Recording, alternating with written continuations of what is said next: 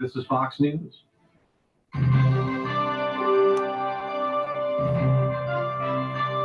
This is Viewpoint, a presentation of the News and Public Affairs Department of AM 1490 WHBB.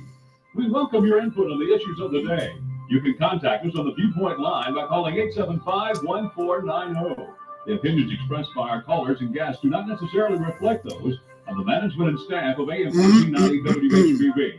And now, here's today's Viewpoint. And good morning and welcome into the Friday morning Viewpoint for this Friday morning, October 17th, 2025. I'm your host, Randy Williams. And this morning we have as our guest, Mr. Patrick Bonner Jr. From the Edmond Knights in the Bullock Recreation Center. Good morning. Good morning. Good morning. Yes, sir. It's a pleasure to have you. It's a pleasure to be here. Well, thank you. 334-875-1490 and 1492 are the numbers to call. And for the first time this week, we are on time with YouTube. I've got my YouTube bugs worked out. For those who are more familiar with Facebook, it's easy to find the Selma Post Herald on Facebook. You'll notice it says that the live feed is now on YouTube. Just click the link. It's highlighted in blue. You click the link and it'll bring you to the live YouTube channel. Now, so there's one or two children of pastors and ministers in Selma that do quite well. It's that, there's not a myth, but it's a lot of times they say, well, the preacher's children are always the worst. They end up just the opposite of what the Bible is telling us to do, huh? But that's not the case with you. I just try to keep it going, man. You're doing a lot of positive, and you got a lot of good positive energy. And I'm talking about both your mother and father. Your father, of course, the pastor of Potter's Place. Yes, sir. And your mother's an evangelist, right? Yes, sir. But she's also the tax collector. Tax assessor. I always get the two mixed up. And so now, what is your title and position at the Edmond Knights? Well, I'm the director of the Bullock Community and Recreational Center, and that's my role there. So just trying to keep what's already established going. How long have you been doing that now? I've been there going on a year now. January will make a year. Mm-hmm. Now, have you been in Selma all this time, or did you leave for a while? Or I have. I've actually. I'm from Selma. I went to college at Alabama A&M University. I went there in 2008. Graduated in 2012. Came back home. Started a career in banking, and I've had several different positions since then. And now I'm at the Edmond Knights with the missions and running the Bullock Center. So what was your degree in? I did business administration. Isn't that something? And now you're at a nonprofit organization. Yes, after going from banking. Right. But that should mean, though, that you have a balanced perspective. Yes, sir. You know what I mean? And being able to reconcile making a profit. And, a lot of people don't understand. You can't run a nonprofit organization like you're not going to make money. Exactly. Because if you lose the money, you can't pay anybody, there you go. There you go. Everything requires money, so you got to know what to do to control it coming in and going out. Tell us about your programs and the mission of the Edmond Knights and what you've got. Because I know you have a calendar now, right? Yes, Your sir. monthly calendar. Yes, sir. What's your mission and what you got coming up in October? So at the missions, we have a lot of different programs that we offer, especially at the Bullock Center. That's what I'm here to talk about today. We have plethora of activities going on for all ages. We start Mondays off with computer classes at 4:00. We also we do computer classes at 11:00, and that goes to about 12, a little after 12. And it's a class that pretty much teaches you your basic computer skills, teach you about using AI. AI has become a big deal these days, so that's something that we kind of spend a lot of time on teaching our students about. Learning how to deal with AI. Put a pin in that. Now, who is your perspective? Who are you after in terms of your audience? Is this for senior citizens or teenagers, young adults? Who is the computer class for? Well, this computer class is offered to everyone that's able to attend. We do have a lot of older people in that class, but like I said, it's open to everyone. We're trying to design something that we can do for kids after school as far as computer. It's in the making now. It's been talked about. So the next motion is actually trying to put it in motion.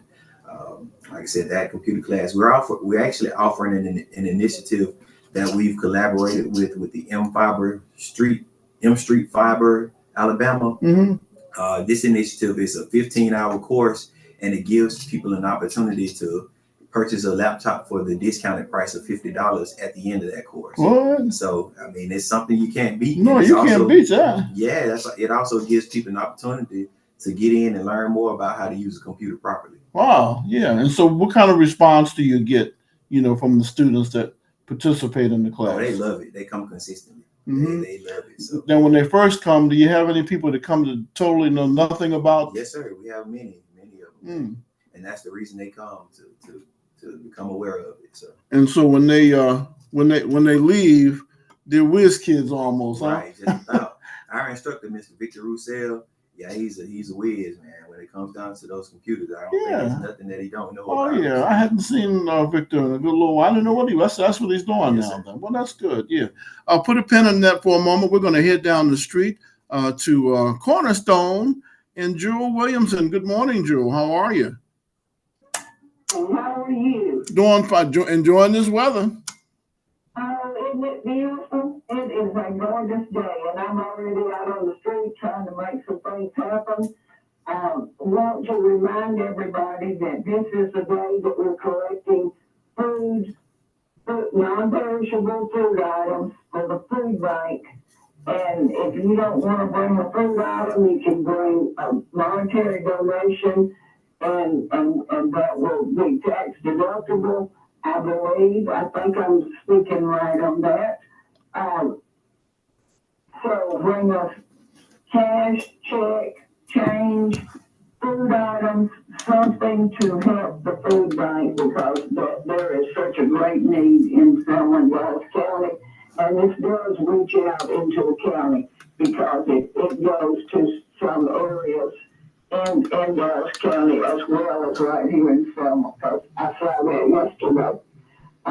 We have 217 Broad Street. This is a new listing. If you remember Swift Drug Store, it has 3 floors. The first floor was a retail space. The 2 upper floors were medical offices. This is surprisingly priced at $82,500. So you can own a piece of history for $82,500. On Broad Street. On Broad Street. Wow. Swift Drugs. A piece of history for $82,500. Wow, that's a good deal. 619 Medical Center Parkway. This is a cute little house, gray house that's there. It is 1 bedroom and 1 bath. If you wanted to live there, it's across from. Do you remember Gary Maton Motors? I can't remember the name of the car place now, but it's across there, and that could be a home, or it could be an office.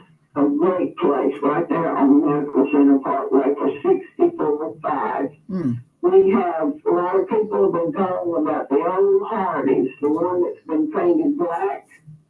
That price is $395,000, and it's 352,000 square feet. Now that's a big building. We need some food establishments. We were talking about it yesterday. Just need some more choices. What we've got is good, but we need some more choices. And then we have a really, really nice home at 9 Chandler Drive. This is a big house in the Lansdowne area. It's 3,500 square feet, and it's priced. It's got 3 bedrooms, 3.5 baths, and it's priced at $352,000. That is a wonderful price on that house. So give us a call at Cornerstone,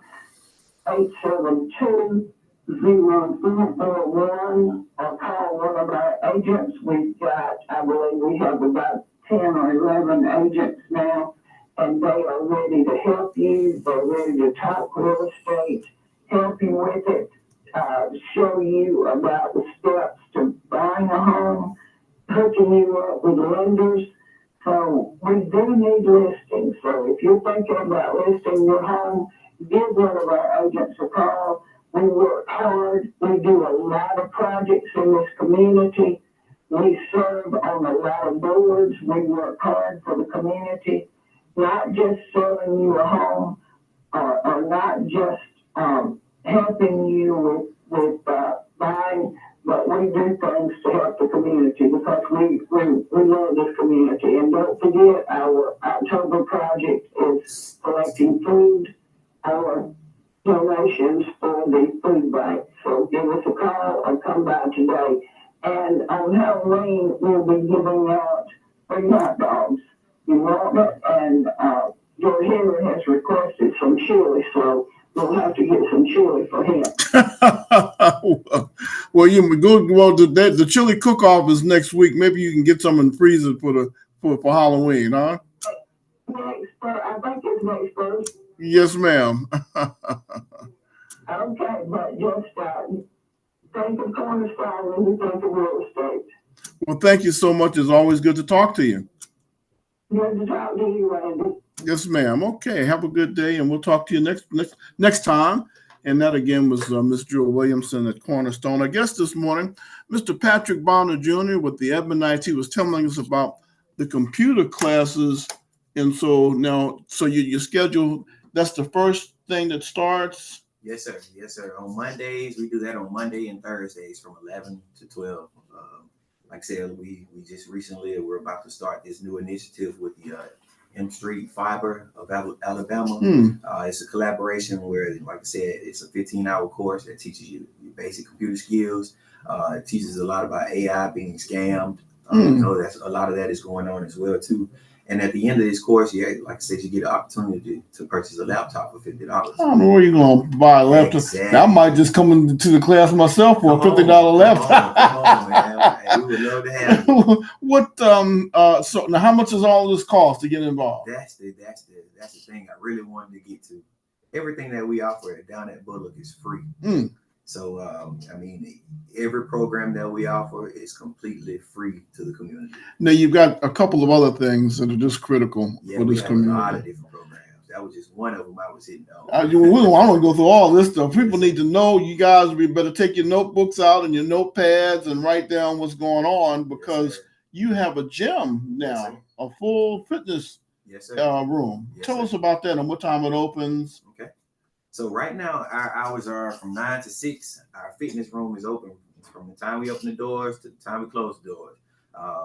Right now, from 9 to 10 in the morning, we actually have a Burns and Bills program where we have a fitness instructor. He's there on Monday, Wednesdays, and Thursdays from 9 to 2. From 9 to 10, he does his first class. And then from 12 to 1, he does his second class. Throughout the day, he has people that comes in and he does one-on-one sessions with, and he's pretty good at what he does. We call him KJ. His real name is Keldrick.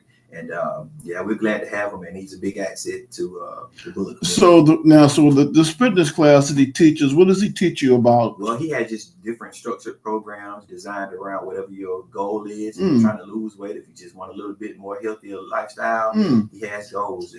He has structured workouts and nutritional facts that he cater towards that area. Speaking of nutrition, then that would, I guess, go hand in hand with the Bosco Center. Yes, sir. What's happening with that and the schedule and what kind of food do you serve, you know? Yeah, so Bosco, we actually do lunches at the gym as well, too. Every day from 11:30 to 12:30. We do an hour lunch, and that just kind of, it's a convenience for the people that's at the Bullock Center. It keeps them from having to go to Bosco to get a meal. So we do that completely free as well, too. So 11:30 to 12:30 is our lunchtime here.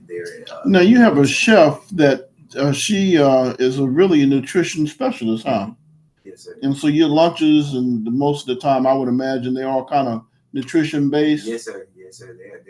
That's what they center the meals around, being healthy, nutrition, all that good stuff. So, do you recall the numbers in terms of annually how many people you guys are? the last one that I looked at, I know it was over like 20 something thousand people served in the year in that time frame.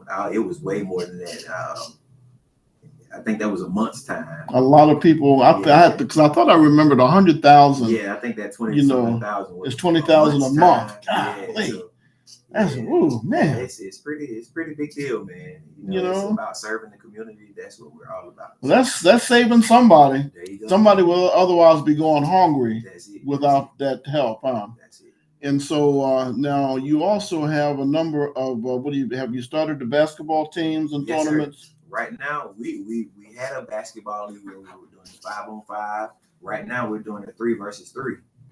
So we're doing a 3-on-3, and it's a half-court initiative, 15-minute running clock, and first team to 35, or whoever has the most points by the time the clock runs out, winners. So we have that league going on right now. So it's not like a tournament; it's an actual league. So we have teams of 3s, and it's a pretty good idea. It was a good initiative, and we've been getting some support behind it. So it's the first time of us doing it, and it's something that we're looking to continue to do. So how do you handle scheduling the gymnasium?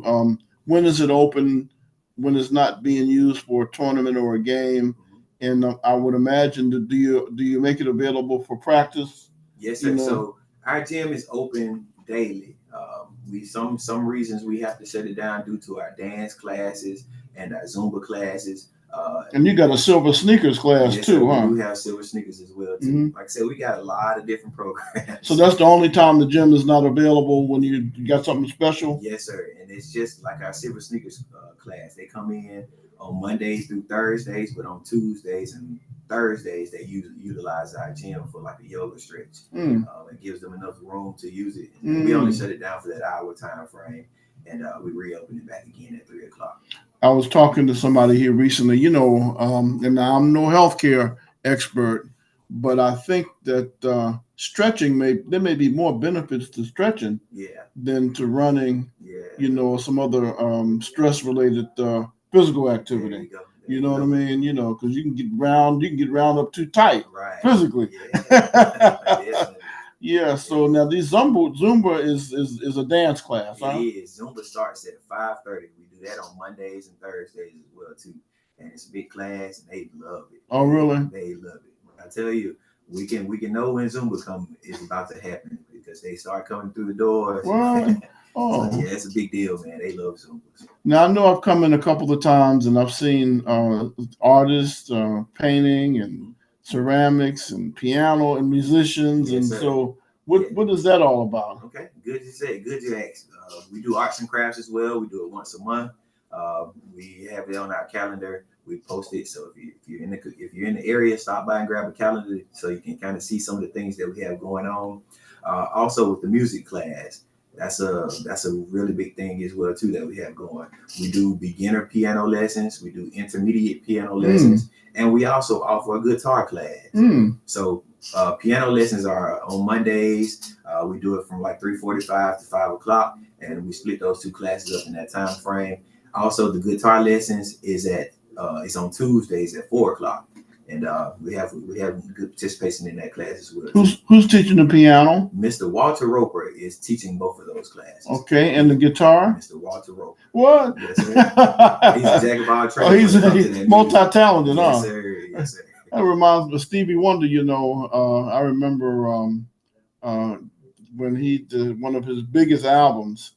It came out that he played all the instruments. Yeah. He could play 8 instruments, I believe, And so, that takes a lot to be a multi-talented musician. He doesn't broadcast it a lot, but he can do it all. He can do it all. That's good. That's all right. And I would imagine, I know that when they get the piano lessons, they're learning how to read music. Yes, sir. Definitely. Definitely. That's the main thing. He's all about making sure they understand what the music is, and that's how they're able to play it. So you have a lot of people out here that play by ear. Right. He teaches the correct way of it. It's best to be able to read. I'm a musician. I just don't play anymore. But I learned how to read music when I was young, before a teenager. Right. And who was it? I think the soundtrack for Shaft. Mm-hmm. Isaac Hayes really didn't write the soundtrack. Right. He wrote. I'm trying to think of my man's name, the photographer. It was a photographer, Gordon. What's his name? It'll come to me, but he played by ear, Mm-hmm. and so he laid the soundtrack down for Shaft, and Isaac Hayes came back and wrote it down in the music. Oh, that's the talent, man. Yeah, but that's why it's so important to know how to write music. Yeah. You know, and that way you can kind of do things. Let's take this break. Okay. Some folks have said they ain't but two Yeah. seasons. Football I season. think Gordon Parks. I think And we're right in the middle of football he was a season. genius. So come on down, folks. Photographer. You're getting ready to head out. I play flute. Okay. Yeah. I play drums. Oh, man. do I've you? been playing drums for a long time. Oh, really? Yeah. I learned how to play. I had started learning how to play the piano, and a family member on one of my lessons wrote all my notes down wrong, and the teacher. So I never went back to the piano, but I fell in love with the flute. Oh yeah. Good, Yeah. I played the flute from the 3rd grade through the 12th. Was in the band and the orchestra, all of that. Right. Yeah. That's good. That's Yeah. good. Sometimes I still, every once in a while, I get Yeah. And then try to refresh myself on on reading the sheet music. Right. You know. Okay. But yeah, Gotcha. Yep. That's good, man. So you're a drummer. Oh yeah. Yeah, I don't know how in the world how can a drummer drum for as long as you guys do sometimes. Man, I'm telling you. And you can start a lot of the times you can feel it as well too. So a whole concert. How do you go through a whole concert and not get tired? It just comes with And time and experience. I see guys, old guys, still playing, Ringo Starr, Mm-hmm. still playing the drums. Yeah. You know, I would think that'd be hard to do. It gets a little fatigued, but it's all good. You Yeah. know, it's something that you can handle. When you feel it, you don't feel the pain. You don't even feel it, huh? There you go. Yeah, you just do what you got to do. There you go. Yeah. I guess the same is true with the flute. You know, and so, but just imagine, I think about all of the different soundtracks for the films and the number of studio musicians. Mm-hmm. You have to be good to be able to. Oh yeah. To do that. Definitely. You know, it takes a lot of practice, man. Like I said, there's levels to everything. So right. If you want to be on that top level, you got to practice, huh? Yeah, that's the bottom line, huh? That's it. Well, I guess that's everything. I guess even with sports, or basketball, you got to practice. Yes, sir. When you want to hit the next level, right? Like I said, there's levels to everything. Now that's the thing that young people need to. I don't know if enough young people are being exposed to that concept. Mm-hmm. You know what I mean? Because then they would know that there's no such thing as overnight success. There you go. You got to be prepared for it. There you go. You know, and so yeah, but that's good. Mm-hmm.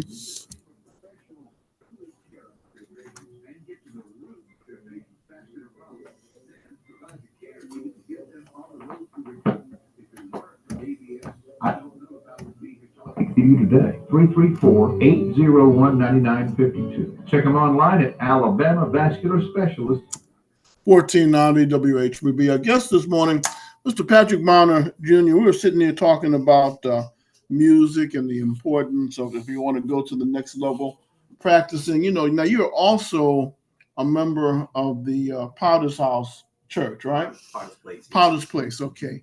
And I last year I came over and did a story and interviewed a young lady that was teaching a mentoring class.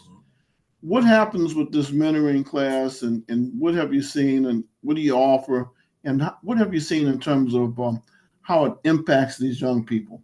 Man, my spiel on that is, a lot of kids don't know what they're not being taught. So, when you take part in a program like that, you try to teach them about life, teach them how to make it through life successfully, and those skills they learn in that mentorship program is very helpful.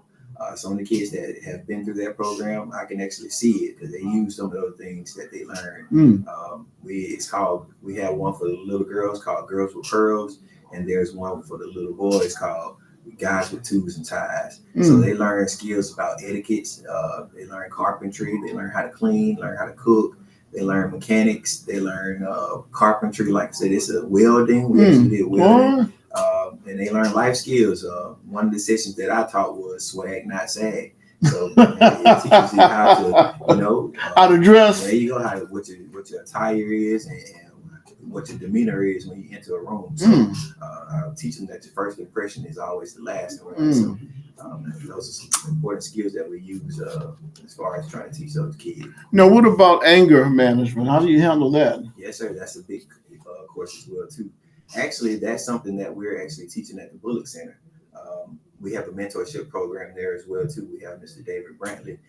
He's been teaching anger management there with our guys in our mentorship program, and they're really accepting it. He has a great way of expounding it, breaking it down to them, letting them know that you can control your brain, you can control your actions, and being proactive before being reactive. So think before you do something. We all know that we're gonna get mad about something, but you got to think before you react to it. And I think that's a lot of the problem that we have in the streets these days. Just react. There you go. They just react. They don't think before they do, and they have to suffer consequences, lifelong consequences. So 20 and 30-year lifelong consequences, and not to mention that you've taken a life or maybe have named someone for life. And so. I have the phrase, I say, not gun control, but self-control. Right. You know what I mean? That's it. But I'm worried about the young people that we're not reaching, and in these mentoring classes that I think we mentioned earlier before we got on the air, you were saying that the parents make their children come to these mentoring classes. It's needed. And information that's being taught in those classes is very powerful, and I think it can be a big asset to these kids' lives. Well, it's probably the solution. We're all over the place doing all sorts of stuff and spending money in all these different organizations, and nobody addressing the character building. Yes, or like you say, swag and not sag. You know what I mean? Knowing how to dress and how to interview for a job and how to fill out an application. The basics. We want to go everywhere else, but the basics. And so now, are any of these programs in conflict with a Christian lifestyle? No, sir. No, sir. We accept all faiths of life. So with this center, it's for everybody.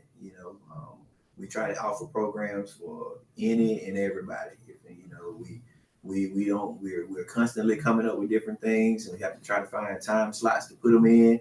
But we're trying to reach everyone. That's the whole goal. How's Chad doing? Chad's doing great.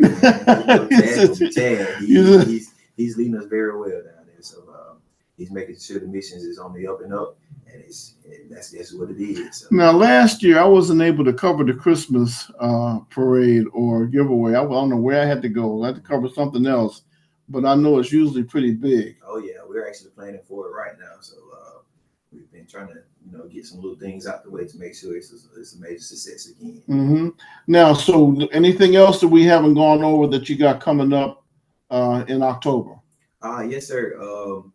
In October, another program that we offer here as well too is we call it the New Mothers Program. So this program is designed for young ladies that are becoming new mothers or are currently new mothers. Excellent. And it gives them opportunity to learn about fitness, cooking little meals for the kids, and actually being a mother. So parenting. There you go. So we have a lot of young mothers that don't really know how to be mothers. Right. And this program kind of gives a structure. And it's open, for people to enroll in as well too. And they can come down to the Bullock Center or go to our CSM building that's connected to Bosco and get more information on that. I noticed you have finished the new building. What is that on the corner of Broad and Menor? Yes. Is that an administrative building? What all do you have? I got to come over there and see what you got. Is it open now? It is. What do you have in that building? Well, that's where all our administration workers work. Chad's office there. We have all of our, like the secretaries. HealthLink, is HealthLink in that building too? That would be our CSM building. That's connected to Bosco. Oh, okay, gotcha. Yes, sir. Yeah, you guys got all kinds of stuff going on. And we're just trying to make it bigger, and it's all, like I said, for the community. Now, I met one of your sisters. In fact, I was with Aaron Roper. This has been a while, just before the election season and all of that. and she was taking young people, and she was helping them with gardening and with doing murals. Right. Is that still happening? Yes, sir. Sister Mary. Sister Mary, okay. Yeah, Sister Mary, she does a great job with our youth. They still do the gardening, they still do the painting, they do a lot of different things, man. That's our youth academy. And it's designed, like I said, to kind of give kids a different perspective on different things. So they always coming up with something new or something, intriguing for the kids to do. And I do think it's a pretty good program that they're running over there as well too. Now I noticed there was a house across the street from the Bosco Center that was being used, I don't know, at one point for tutoring, I think. You know Yes, what sir, building? that's that NYPY building. NYPY? Yes, sir. And that building is it's another youth program that we're offering as well too. That's ran by Miss Sister Kathy. She does a great job with the kids as well too.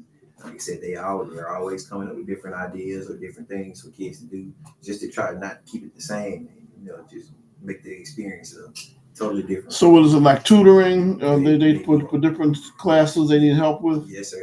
They do tutoring, they do ACT prep. Like I said, they do a lot of different things. Oh, wow. Yes, so now what about if a person wants to, can they go online and see your calendar? Yes, sir. What is the website address? Our website is edmondadmissions.org. We're also on Facebook as well too under Edmond Admissions. So you can follow us there and to stay abreast with a lot. And I'm going to be adding your calendar to the selmapostherald.com community calendar as well. Yeah. Yes, you guys got a lot of good stuff going. A lot, man. And it's hard to cover it all in one session. So, keeps you busy, huh? It definitely does, man. But I enjoy doing the work, man. It's about serving the community, and I'm able to do it. And I thank God for the position to be able to do that. So. Now, do you have a suggestion box anywhere on the premises? Yes, sir. We do. We always people are always giving us suggestions. We also do surveys all the time, just to kind of get new ideas of different things that the community would desire to have there. What about this bingo? I hear bingo is pretty big over. Yes, sir. When is that? Bingo, we do it once a month as well. Next month it's going to be on the 14th. So it's not every Friday? No, sir.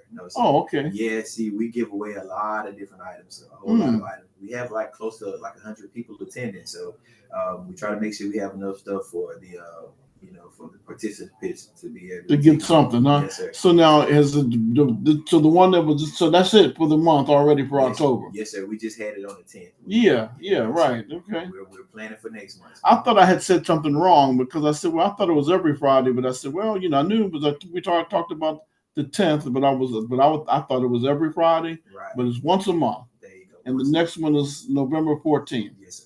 Wow. What other programs you got?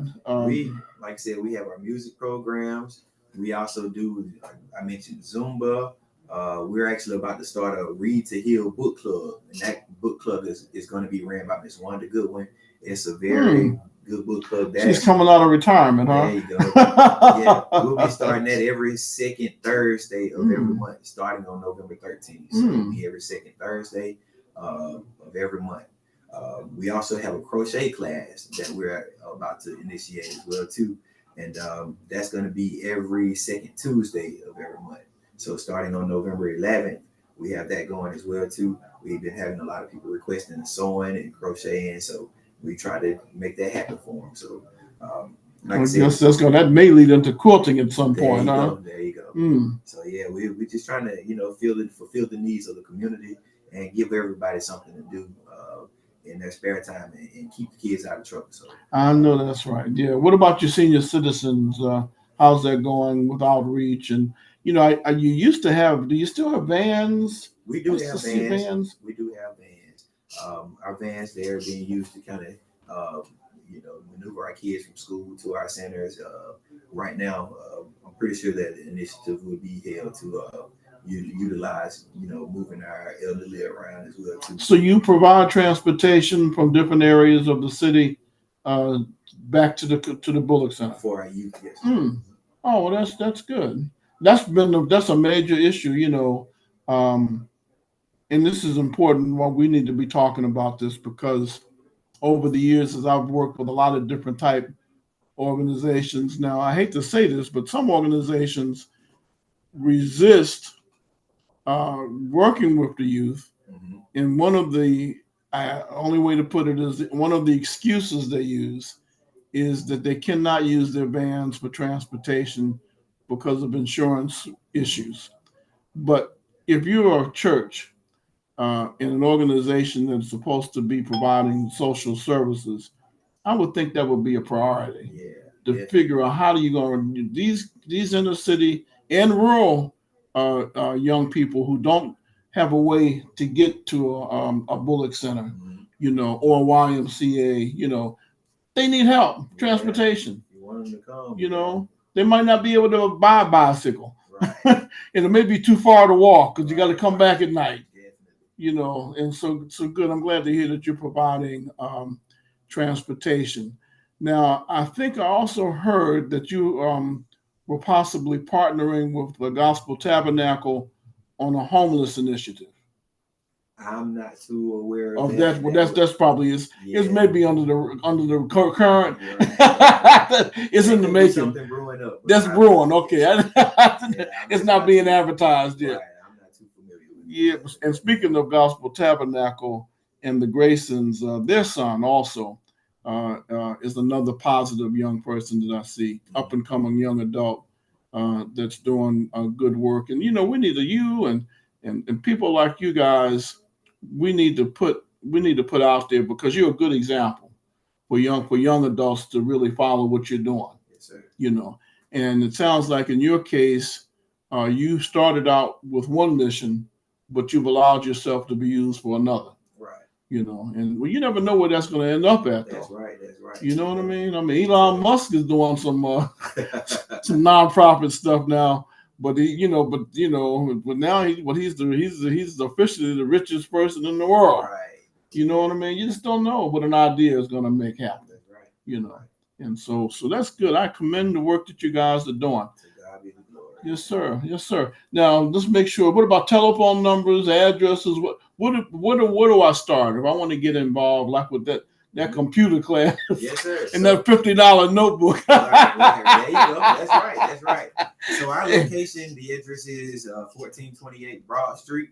Our phone number is 334-872-2359. You can either come down to the location or you can come and get more information about it. We ask that you come down so we can get you signed up on a kiosk, and that'll make sure we have you abreast in our system as well too, as far as being a part of our programs. Now, once you sign in, you are welcome to use anything that we have. Like I said, we have a computer lab there. It's open to the public. We have a community room. We actually have that gym that's open and it's being used all the time. So our facility is just for the community. And like I said, the most important part about it is everything is free. Wow. I'll tell you, folks, participate. Take advantage of these organizations of providing free services. No excuses, folks. We don't have any excuse to fail. That's right. Not with all these kind of tools Yes, sir. that are being offered, that you don't have to go in your pocket to get. You don't have to go in your pocket at all to become part of this initiative. And once you become a part, you may come out with something that will help you earn some money later in life. That's right. But I really like the life skills that you're teaching the young people. Yes, sir. It's really important. Yes, sir. And social etiquette and all of the skills that they need. Right. You know what I mean? Okay.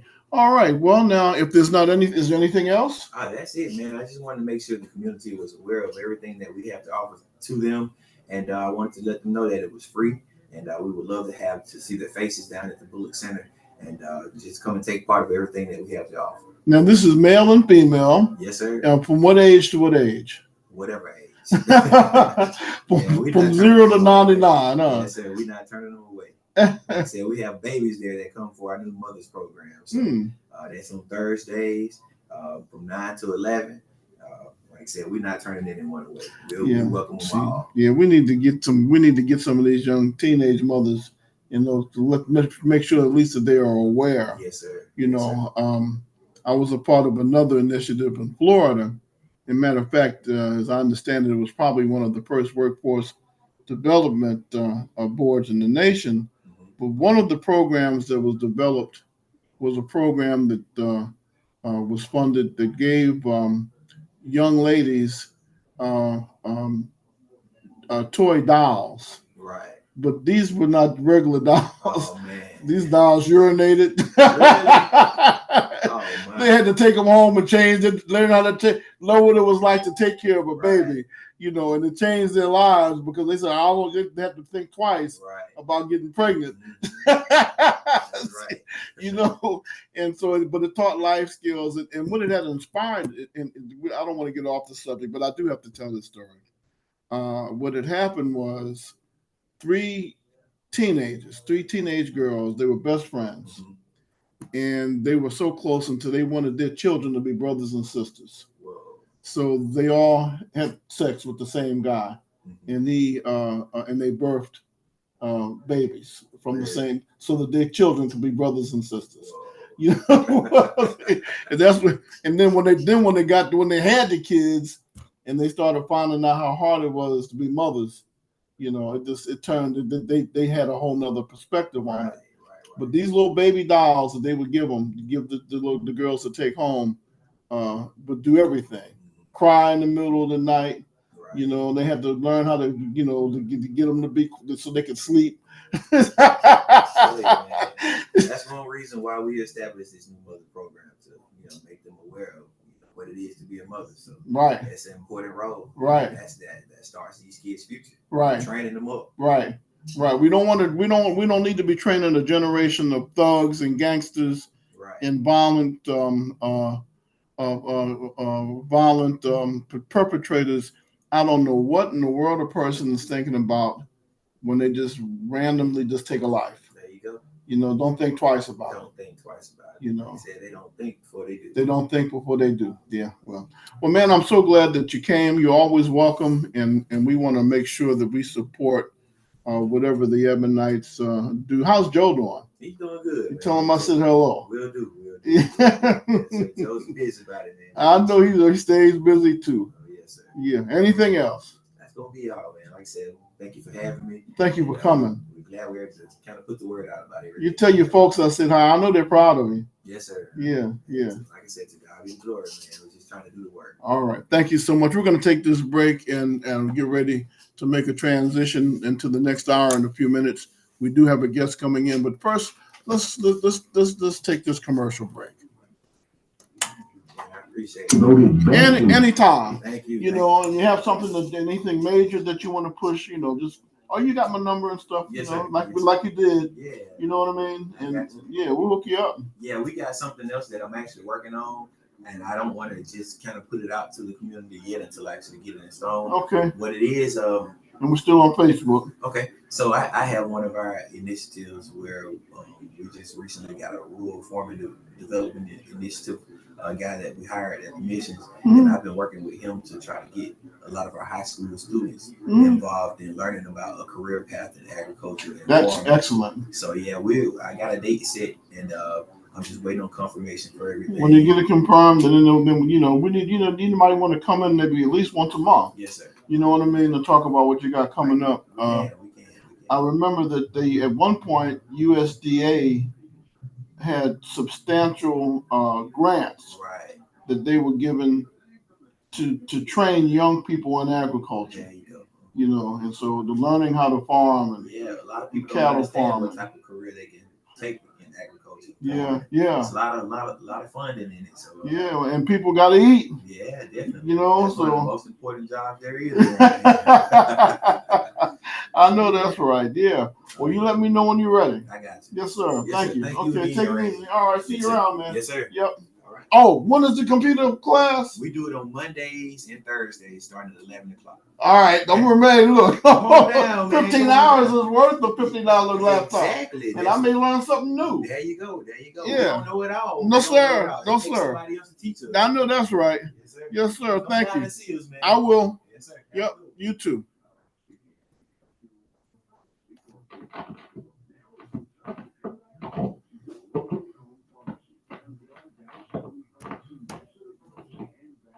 Pharmacy inside Dave's Market. Locally owned with pharmacists that know you by name. Caring for you and about you. All a part of the Brown Drug family of locally owned pharmacies.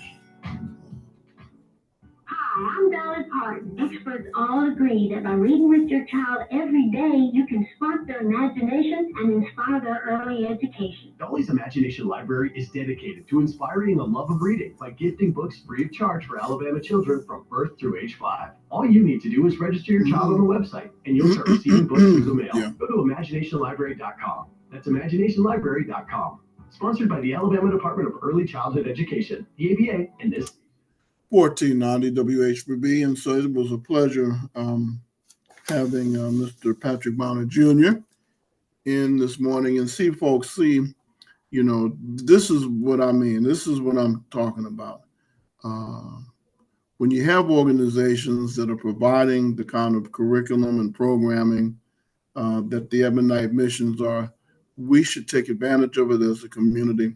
And when I say no excuses, that's what I mean. I really get disturbed by that negative message of, you're too fat, or you're too skinny, or you're too dark, or you're too light, or you're too white, or you're too black, or you're too this, or you're too that.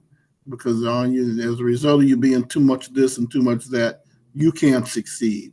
That is a terrible message, the worst possible message to send this next generation, especially when it's not true. When now this is in the 21st century, we are in a position that's unprecedented in terms of knowledge. The kind of things that we know how to do now and have learned how to do, there's no excuse for failure. If we apply ourselves, don't have all, I can't do this or I can't do that because somebody's got their foot on my neck. Somebody's stopping me from doing this. You are stopping yourself. No excuses. But anyway, our next guest has arrived. She got here a little early. Good. In fact, she got here right on time because our first guest has left, and so now we're going to make a transition to Miss Helen Taylor. You're gonna put yourself on Facebook, or I am. Okay. I got something for you. In fact, I'll tell you what. Let me take this commercial break, and we'll get her set up, and the show must go on. We'll be back with more right after these messages. I've got a Chevrolet and you can GMC use that, or I also have downtown a tripod. Very Okay. popular. A lot of folks are wondering when I Yes, have ma'am. trouble with my vehicle. Where do you? Where can I worried. take It's it? only There got aren't any 30%. like The one thing I forgot to do was turn my garages phone around in anymore. on. That's right, George, but you can bring it right here to us. We You know what? service It's not okay. only the GM products, but No. we service Ford, That Toyota, extension cord. See how Nissan, long your Honda, phone is. you name it. We can do all your Yeah, service that'll work work. Once right I've here. got this cord. And don't forget, Pretty when you long. get to that fifth oil change, guess what We're gonna happens? have to share it. I'm gonna have to. You heard me Yeah, right, that's fine. free. Every fifth oil change is free, and it's not just limited to one per family. It can be 4 or 5 cars in the family. When each and every one of them gets to the fifth oil change, it's free. Just another way we say thank you for doing business with us here at Reliable Chevrolet GMC. We have tires, we have transmission, we have engine, we have oil filter, air filter, brake pads, you name it. We can do it all, and we got the latest and greatest when it comes to funding the line. It looks like you're headed down the airport, taking off, all the lights flashing. So come by and see us. Reliable Chevrolet and GMC, not only your headquarters for service for your automobile, but if you happen to be in the market for a new or used vehicle, My phone nobody doesn't fit in better to this. help you than folks that have been in business Oh, for okay, I 79 see. years. That's right, George, 79 years, the same location right here at 14th Lawrence Street. We can do the financing for you, set up with all the major banks and credit unions, and of course, GM Financial. The phone number is 872-2337, or the website is reliablegmc.com. We invite you to come down and let us help you with your service and your transportation needs. At Reliable in Selma, where they truly have it all. Gray's Furniture on Broad and Selma sells appliances. Come check out the great buys on good quality GE and Hot Point appliances on the floor inside Gray's.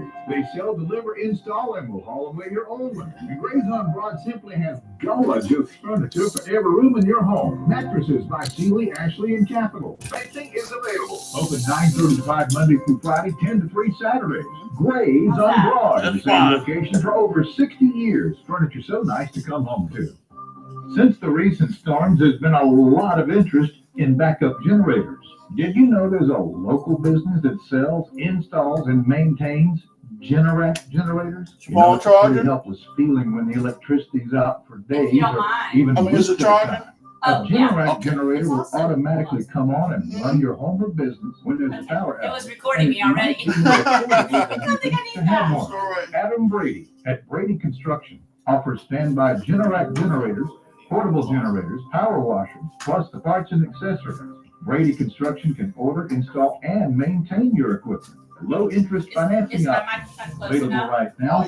No. For you, you don't have a no. I'm Adam Brady. Call me and see how easy it can be to have a quality Generac generator for your home or business. That's Adam Brady at Brady Construction. 334-419-0577. That's 334-419-0577.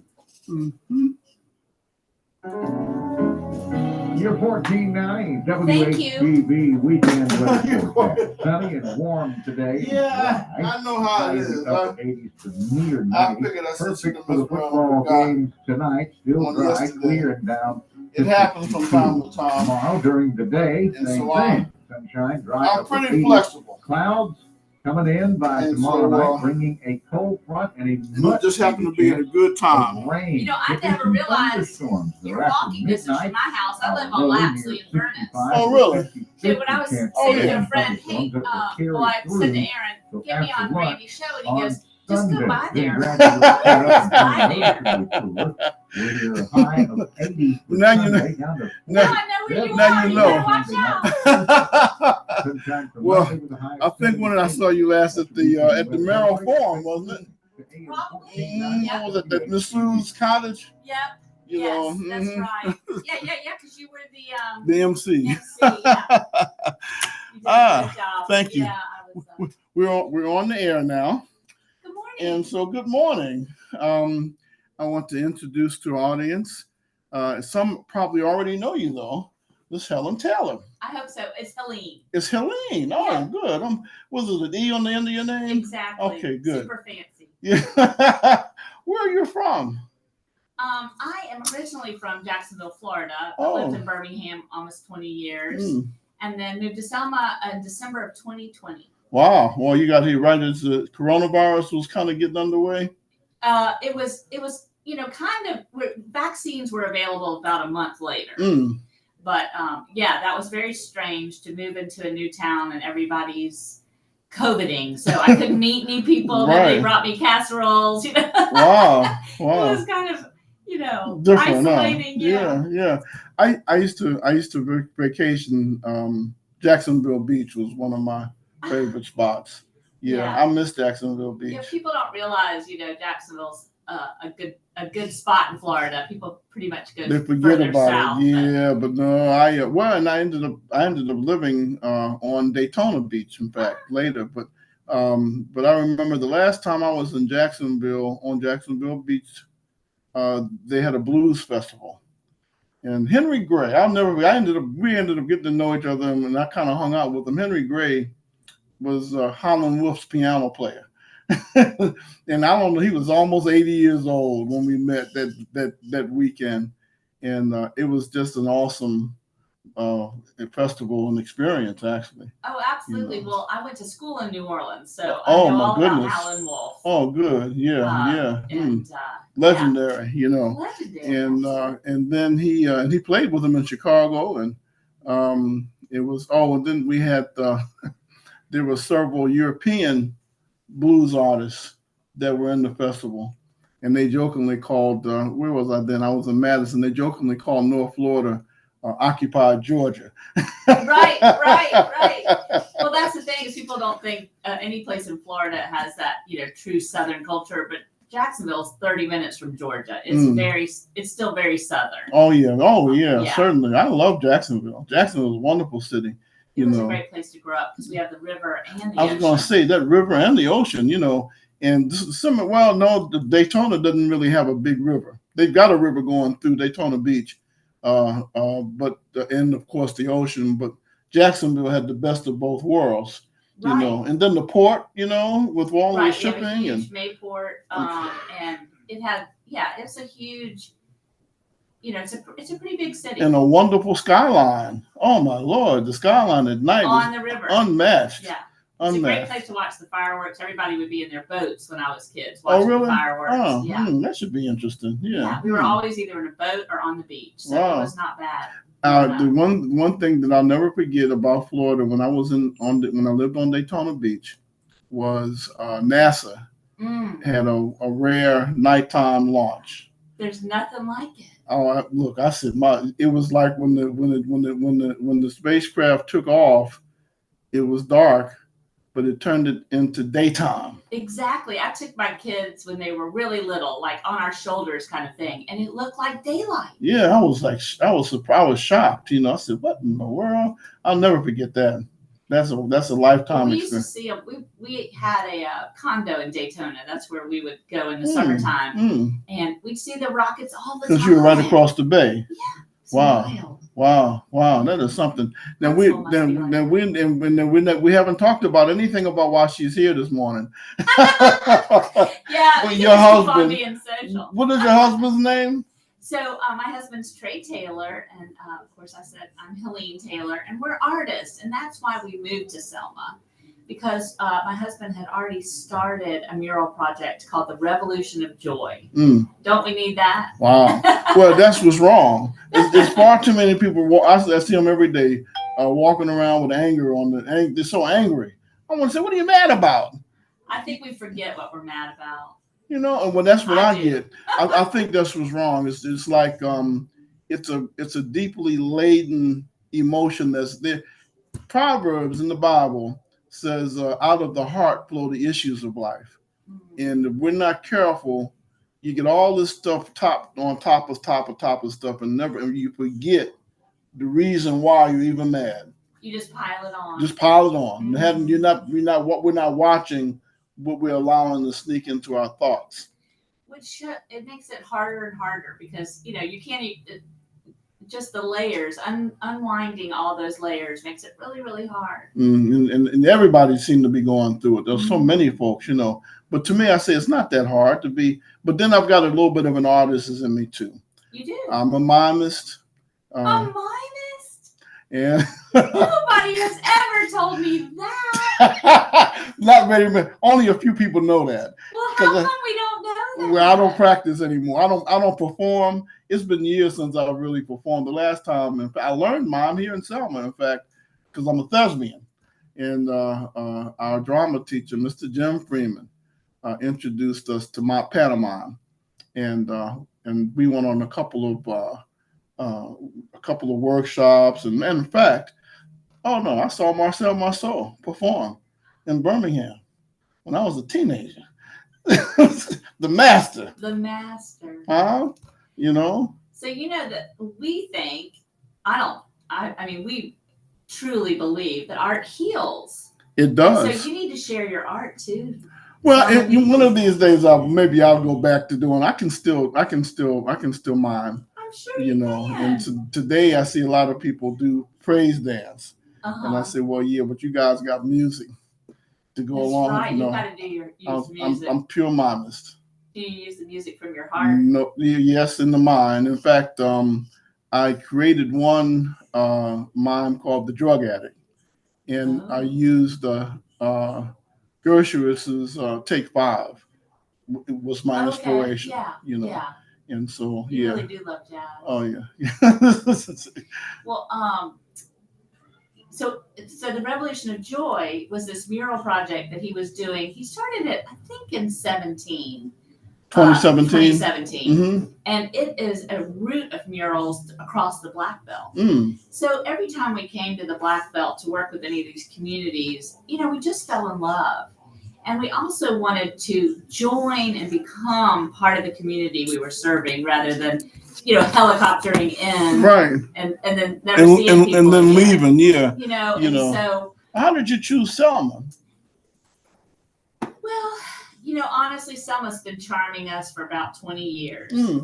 It started with just coming down one time and looking around at beautiful houses and connected with AC Reeves. And, this is in the early stages of Arts Revive. And right. They would have an annual art show and auction. And she kept asking us to participate. So, like once a year for about 20 years, we'd bring art down to Selma. And like I said, she's just been courting us for 20 years. And I think and probably because of COVID, an empty nest syndrome combination, we wanted to intentionally move into a new place in our life. And so we chose Selma. And we chose community arts as our, centered our lives. Has it been working out? I mean, is it what you envisioned? Is it doing what you wanted?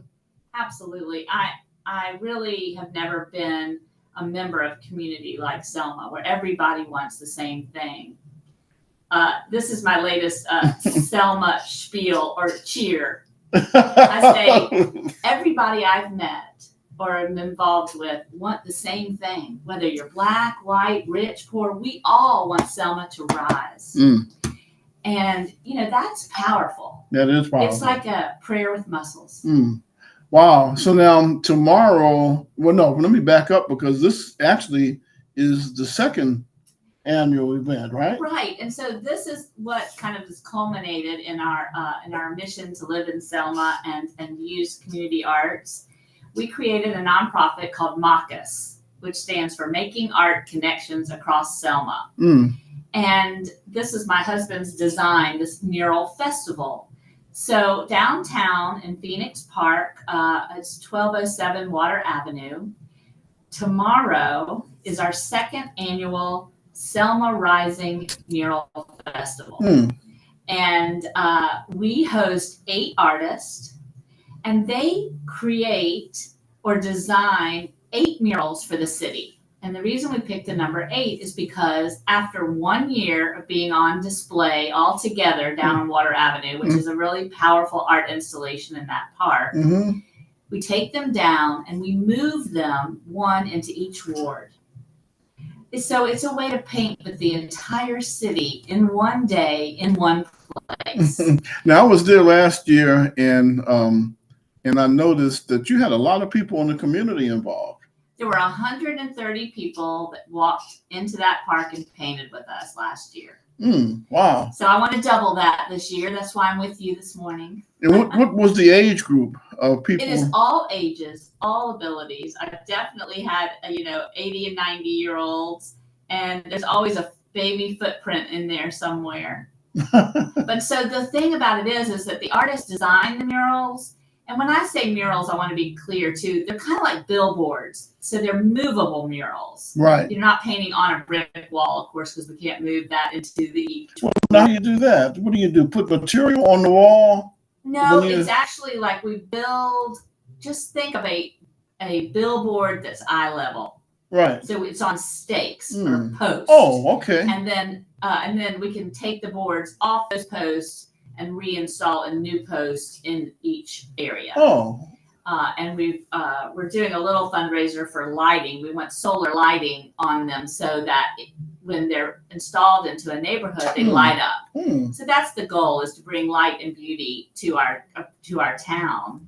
But also, so the artists design the murals or the paintings, and the community comes out and paints them. So you have the opportunity to paint on the mural that will be installed in your neighborhood.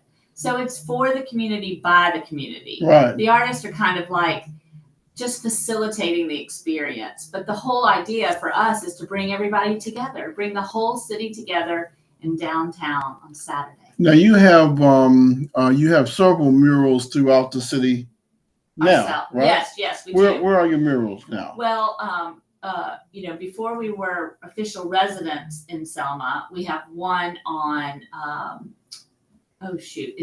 it's the Adler building. So one is facing this park on Phoenix, right across the street from St. James on Water Avenue. And the other one is on. Was it Church Street or Lauderdale? No, it's just on the other side of the building. Franklin.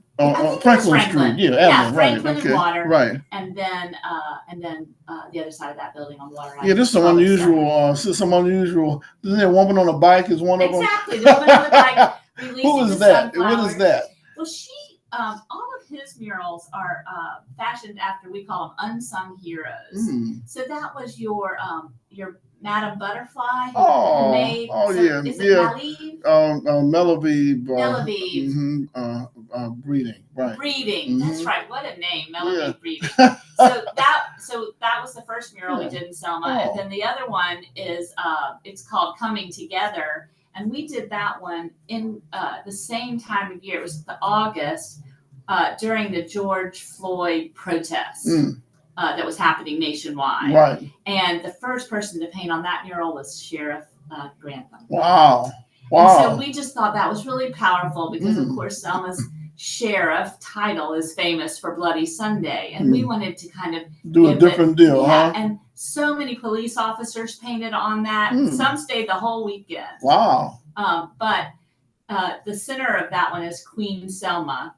And we, the unsung hero that she represents is Afriye, we can do this. Oh, wow. And the idea of that mural was people come together from the east and the west. Madame Butterfly and Afriye, we can do this. And that's some combo. Exactly. Well, Madame Butterfly was a regular before she passed away. She was a regular caller and participant on this show. I bet. And my goodness. Oh, Lord. She must have been something. And look at her legacy. There's butterflies all over this. Well, we're the butterfly capital. We're the butterfly officially.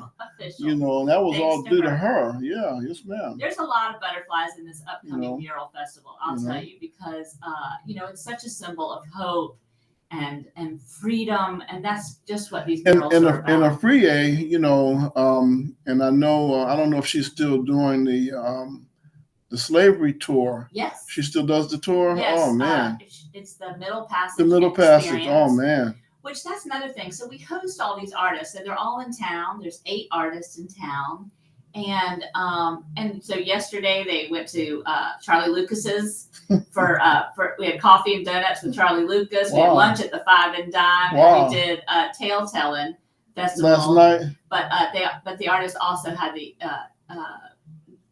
freedom to go to Afriye's experience. Oh goodness! I bet that was something. Did. Wow! Yeah, because people come to Selma to really relive history.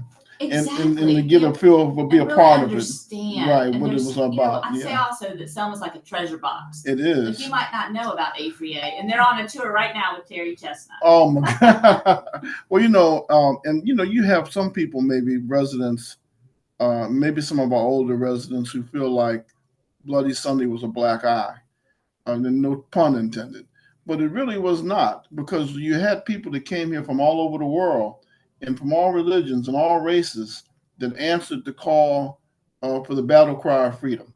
Absolutely. You know what I mean? It needs to be a day that we talk about that we came together. This town, these foot soldiers, they got the Civil Rights Act. The Voting Rights Act. Right. Excuse me. Yeah, I mean, that's what happened. Right. And that was the community coming together, the whole community. Right. And that was a prayer with muscles. There's a lot of stories that haven't been told. And, I don't know how many people realize it, but the day before Bloody Sunday, there was a march of white ministers in support of the Voting Rights Act. And they don't talk about that. Unfortunately, I think that all of that's what it took. It had to show that this is not just one race, one small. It's us all. We all want freedom, and don't we want it again? Well, President Johnson probably said it best. I know I'm not. I haven't read or heard the speech in a while. I need to make that a staple. But he talked about. He said it's not just Negro Americans, African Americans. He says, really, it's all of us. Absolutely. We all have to, want to be able to participate and have a voice in our government. Yes. You know. It's absolute. I mean, You know. yeah. And so now, so this art is so with the community participating in these murals, I guess it gives them a sense of ownership. Absolutely. You know? Absolutely. They get to say, that's my mural. And it is their mural. So, that's what we want. We want it to be, you know, for, like I said, for the community, by the community. Please come and paint with us. What if I don't know anything about painting? I've never held a paintbrush in my life. That's a super good question. There's absolutely no way to fail. It's like a giant coloring book. If you painted something green that was supposed to be purple, it's fantastic. It's art. Right. You know, if you painted outside the lines, that, you know, the artist will have the ability on Sunday to clean things up and make sure that the message that they're trying to create is there, because you know, murals need to be graphic. People are driving by them. They need to be read. Right, you know, a picture's worth 1,000 words. Yeah, it's not portraiture or something that, you know. Right. So just making a statement. Yes, we have never ever had anybody mess it up. It's not possible. So now, how are you going through a process, or did you go through a process to choose the themes, or how do you? The theme continuously is going to be Selma Rising. So. You know, that's kind of hard. So first of all, 3 of our artists are from Columbus, Ohio, and 5 of them are local or regional. So, so especially for the people that have never been to Selma, it's hard for them to design something and come in town and it to be relevant and make it to relevant. Our community. But so I do a lot of giving them information. Some history lessons. Not really on the, you know, on the internet, so that it's not a whole bunch of bridge crossings. I got you. Well, no, you know, but you made me think about where you said the 3 of your artists are from Ohio, Columbus. Well, Dayton, Ohio, is considered, I guess you could say, almost like the home base for the Air Force, and I believe the Wright brothers' plane is in their museum there too. But the very first commander of the Tuskegee Airmen, Red Tails, was born in Selma, and he left when he was around 9 years old and moved to Dayton. Okay. And then, to make a long story short, graduated in West Virginia and was one of the original 5 pilots that graduated and trained the Tuskegee Airmen. His name was Mac Ross. Okay. And he was the youngest youngest officer and commander of a unit, but he died in Italy, in the Italian theater. He was shot down on a mission. Okay. But he had done, I think, 50 or 75 successful. Is this World War II? This is World War II. Okay. Yeah, you know. And oddly enough, the date that he graduates is March 7th, 1941. Isn't that crazy? Well, March 7th, 1965. You know, think. But I mean, you know, it would be good if somebody remembered in the art somewhere along the line that he was actually a Selma and Dallas County native. Well, you know what? I'm so glad you told us that story. I do feel uneducated about the Tuskegee Airmen. Right. I've seen their monuments at Tuskegee, but that's about all. Well, and then Hollywood did not want to pay the family royalties, and so that's why they don't use his name. Of course. Because they didn't want to pay his family royalties. Because they don't have enough money. Yeah, they don't have enough money, and you know they're not prejudiced. Right. They've never had a reputation for being prejudiced. Greedy people. This is who we got. This is who's leading the nation now, by the way, or a significant portion of it. But anyway, that's another story. So these artists, artists have a real strange reputation, because artists, for me, have a reputation for being uninhibited.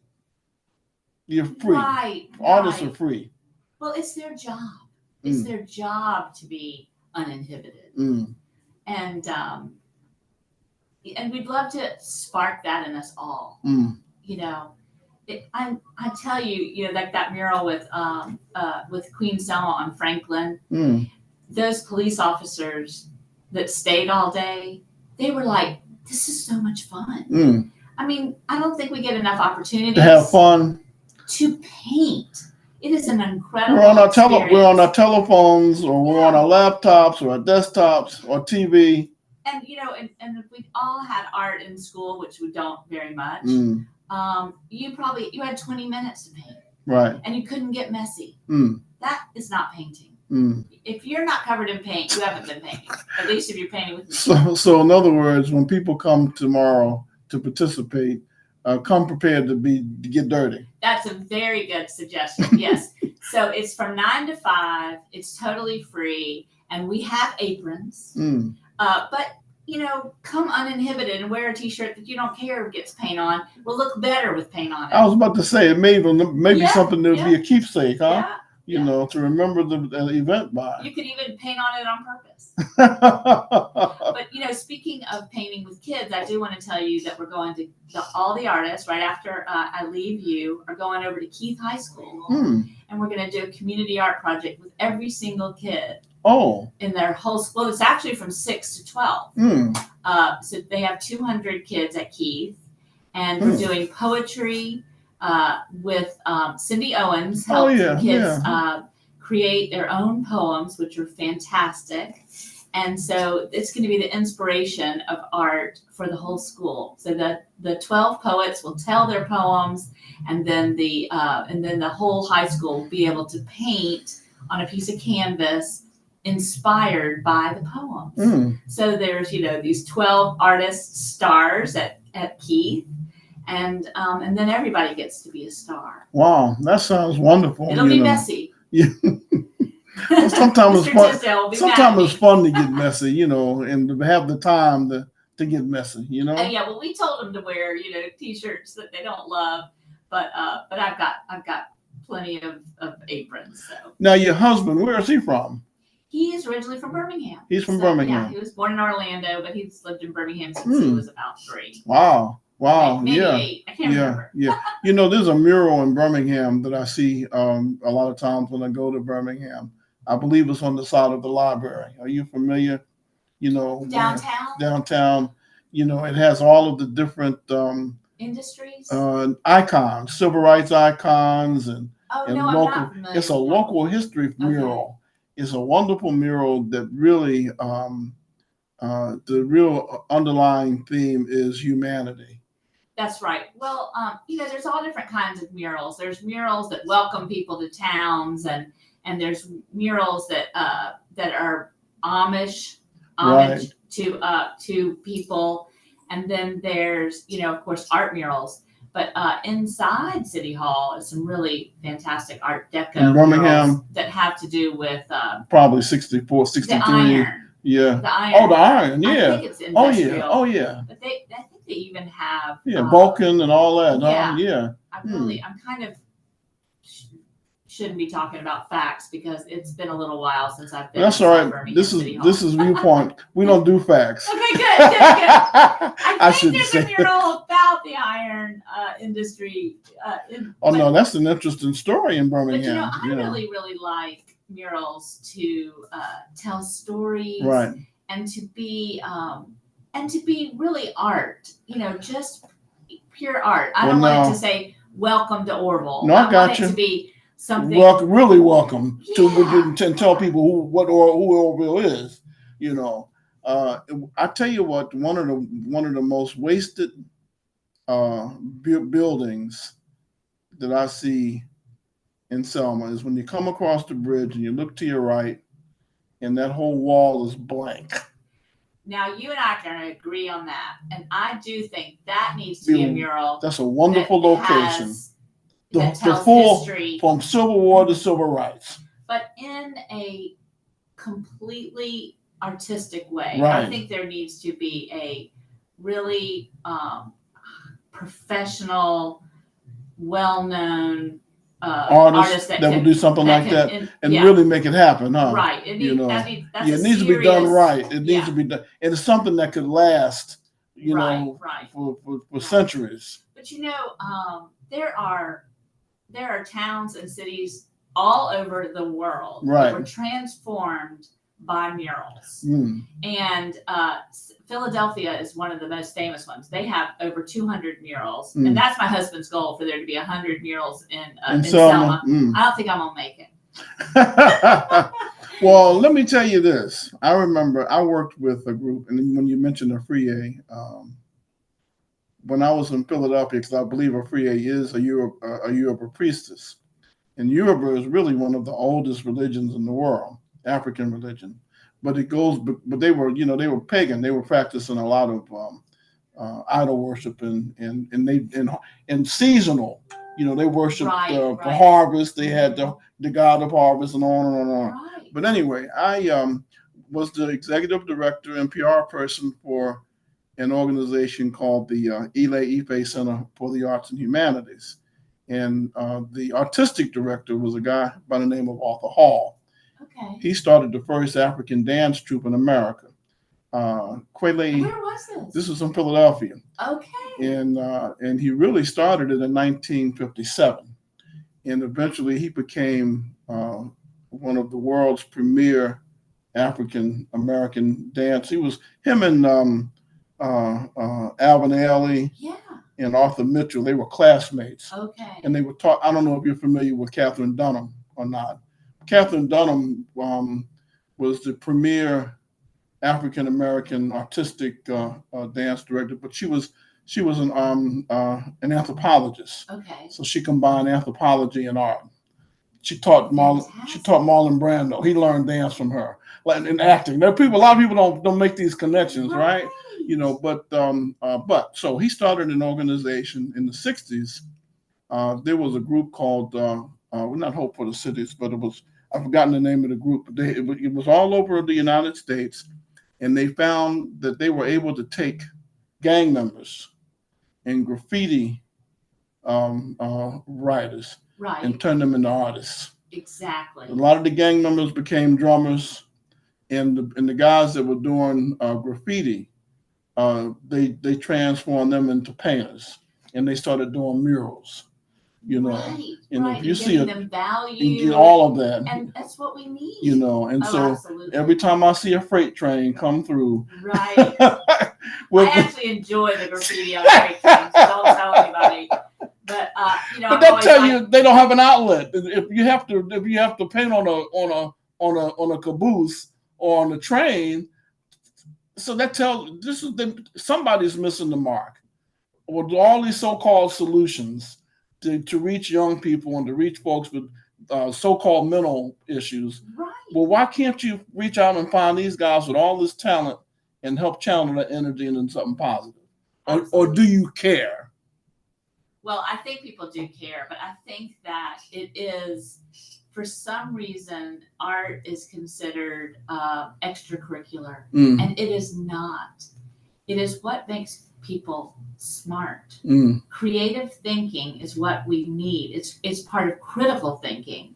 But if you're a critical thinker and a creative thinker, you might not be so easily maneuvered by all of these different narratives by one or two groups to get you to do what they want you to do. But if you're too busy thinking about it, you may not move on it. And then they got to really work hard. They got to sit down and reason with you and get you to see why you should do it logically. And a lot of times there's no logic. That's what we're dealing with now. The lack of common sense in government. And many of these, and the lack of, a combination of a lack of compassion and common sense, in my opinion, is why we're in this world when we're in now. I tell people, get the hate out your heart. Get the anger and hate out your heart. Smile a little bit. What's wrong with a smile? Earth, Wind, and Fire had a song called On Your Face. You say, isn't it funny how, the way you feel shows on your face? Well, I've always said I don't have a poker face. So you see me going to the grocery store and I'm going like this. It looks like I'm in total pain, but I'm trying to figure out what I want to have for dinner. But I feel like good. That's funny. Now, are either you or your husband trained artists? Yeah. I have a minor in visual arts. Ooh. It was a concentration in photography. But Trey is actually a biochemist. He was a scientist for over 20 years. Now, how much sense does that make? Well, honestly, this is the good point, and that is, science is creative. You will never discover something if you don't think, what happens if you do this? So it's really not that far-fetched. We think of scientists as being in this certain sterile, mindset, right? But actually, it's very, very similar to the artist concept. Well, now that you mentioned it, when I think about there's a couple of websites now that feature NASA, some of the telescope, the pictures from some of the telescopes, and there's some beautiful, fantastic photographs that have been taken of the universe. Oh, absolutely. And the black holes and quasars and so, but that's science, and so it almost forces you to be autistic. Oh, well, there's of course, what is it? Sacred geometry that's inside, every leaf and every, absolutely. Wow. It is all art, and it's all an expression. And that's what we want to do with it. We have a youth club, a mural club, and my dream is to have these kids come together and create murals that continue year round, or all the arts, like you're talking about miming, and we'd love to do drama, and that's why we're doing poetry at Keith, creative writing, all of it. Maybe even fencing. We had started when I was in school at Selma High. We were just getting ready to start a fencing club. And we had a drama club.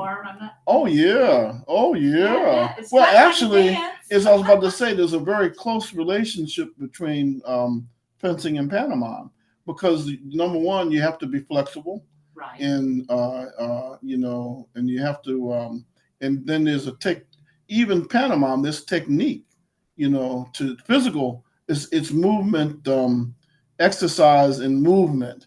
It's all about movement and knowing how to move, and and how to control. And you have to be very disciplined. I would imagine it takes a serious amount of concentration. A tremendous amount. Like, you physically are grounded, and you have to. All of that, and mental and be free. Yeah. It's really and it's pure for me. Pantomime is pure communication. Absolutely. Because I'm not saying a word. Another pure communication. And that's what these kids need, is a place to express themselves, a place to grow. And I think our schools do the best they can do, but their resources are so limited. So we don't have a lot of arts in the school. We don't have a lot of fencing or anything alternative for those kids that are not going to be a football player. They're missing the point. Yeah, everything is sports oriented. Something in the academic world. Right, right.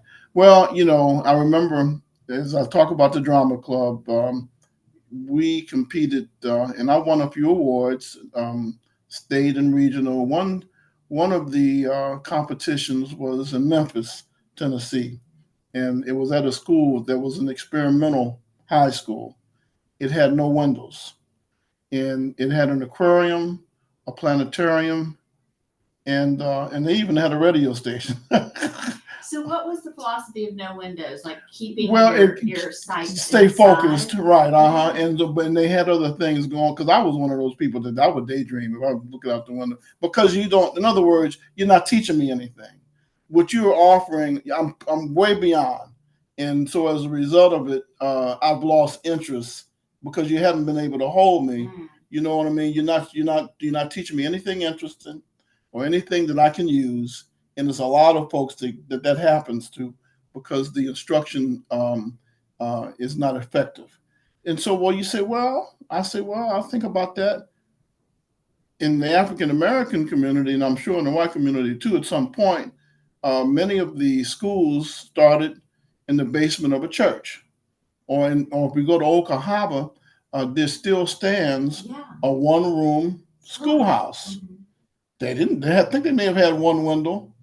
How do you teach all those different levels from first grade to 12th in the same room at the same time? I have no idea. Well, that's what I mean. That's what I'm saying. So the teachers, though, they were a different breed. Right. They were creative. Right. They were artists. Right. And they had to be inspiring. And so that's what I feel like too, that going into Keith High School with these artists is going to hopefully inspire them. Yeah.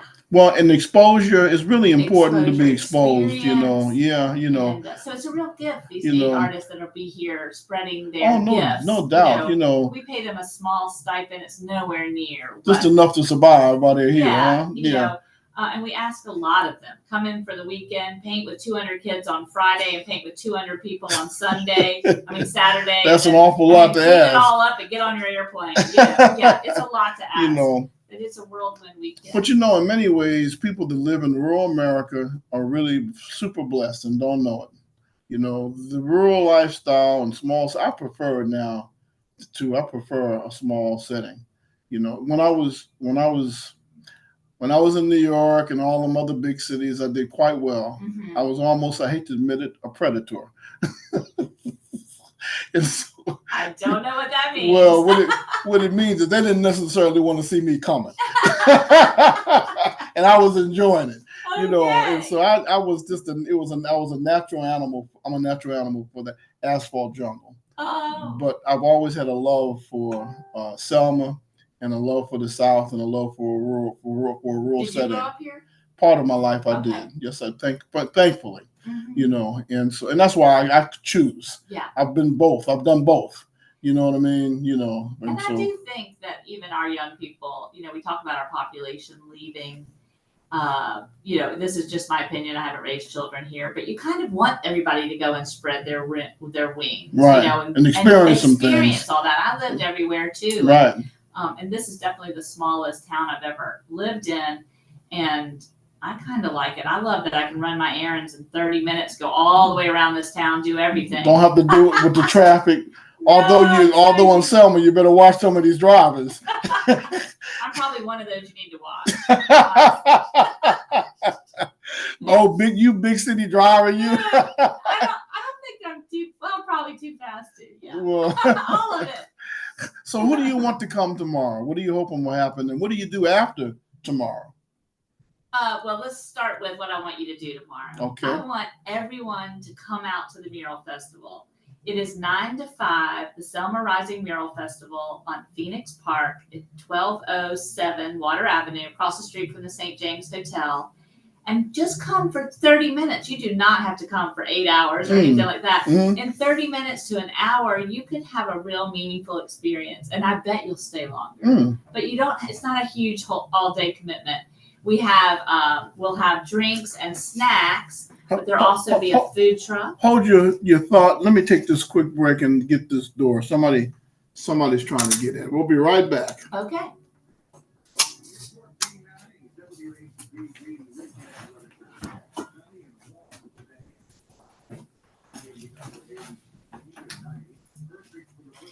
Who is it?